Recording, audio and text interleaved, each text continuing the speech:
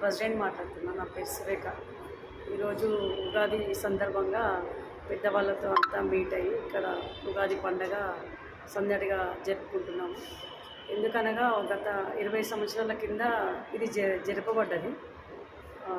మళ్ళీ తర్వాత ఇప్పుడు స్టార్ట్ అయింది. ఈ సందర్భంగా పెద్దవాళ్ళందరికీ ఇన్వైట్ చేసి పిలిచి ఇక్కడ పండగ వాతావరణం ఏర్పడింది. పులుపు, చేదు, తీయదనం ఇలా కలిసి ఉంటుందో మా బస్తీ వాసులందరం కూడా మేమందరం కూడా అలాగే కలిసిమెలిసి ఎప్పుడు ఉంటాం. కుల మత భేదం ఏమి లేదు, మాకు అందరం కలిసిమెలిసి ఉంటాం. బస్తీ వాసులకు ఉగాది శుభాకాంక్షలు.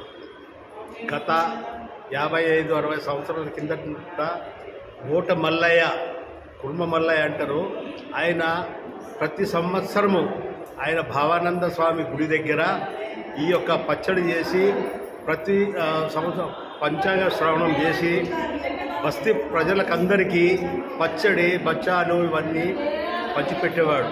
అప్పుడు ఆయన ఎప్పటిదాకా అయితే ఉన్నాడో అప్పటిదాకా కూడా ఆయన ఆ యొక్క పూజ చేస్తూ వచ్చిండు. ఇక ఆయన గతించిన తర్వాత ఆయనకి ఆ యొక్క పూజ చేయడం కూడా ఎవరు గుర్తుకు రాలేదు.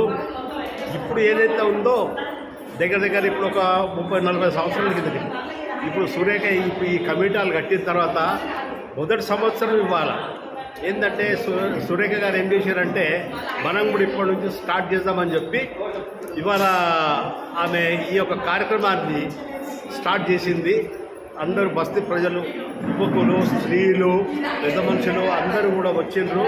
ఈ యొక్క కార్యక్రమాన్ని ఇక మీదట కూడా జయప్రదం చేయాలని భగవంతుడిని ప్రార్థన చేస్తున్నారు.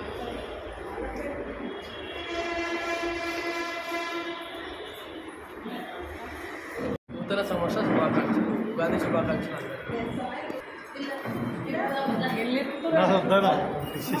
ఉగాది శుభాకాంక్షలు. బస్తీ వాసులకు విజ్ఞప్తి, నమస్కారం అందరికీ. ఈ కమిటీ హాల్ కట్టినప్పటి నుంచి ఇప్పుడు సురేఖ ఈసారి ప్రారంభం చేసింది ఉగాది పచ్చడి పంచడానికి. అంతకుముందు కురుమల్లయ్య ఆయన ఉన్నన్ని రోజులు చేసిండు. ఆయన పోయినాక పట్టించుకుంటూ లేరు ఎవ్వరు. ఇప్పుడైతే ఈ సంవత్సరం మొదలు పెట్టినందుకు సంతోషకరం.